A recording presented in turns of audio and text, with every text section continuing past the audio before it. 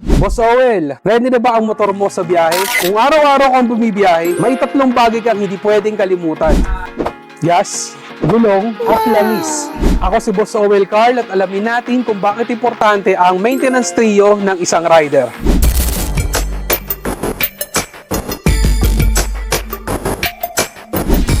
Una, gas. Kapag low ang fuel, baka ma-stuck ka sa gitna ng biyahe. Huwag mo nang hintayin maubos at laging mag-reserve. Pangalawa, gulong.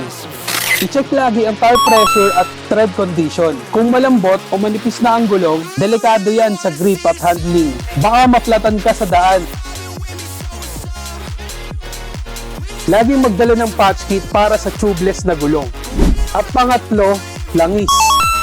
Siguraduhin laging tama ang level at quality ng langis. Ang langis ang naglilinis at proteksyon sa moving parts ng makina mo. Kung mababa o luma na, mas mabilis masisira ang makina mo at mas mataas ang maintenance cost mo.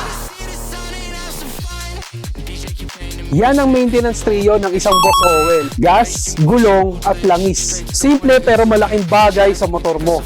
Ako si Boss Owel Carl at huwag niyong kalimutan i-follow ang Platinum sa ating social media accounts para sa mas maraming tips. Ride safe, Boss Owel!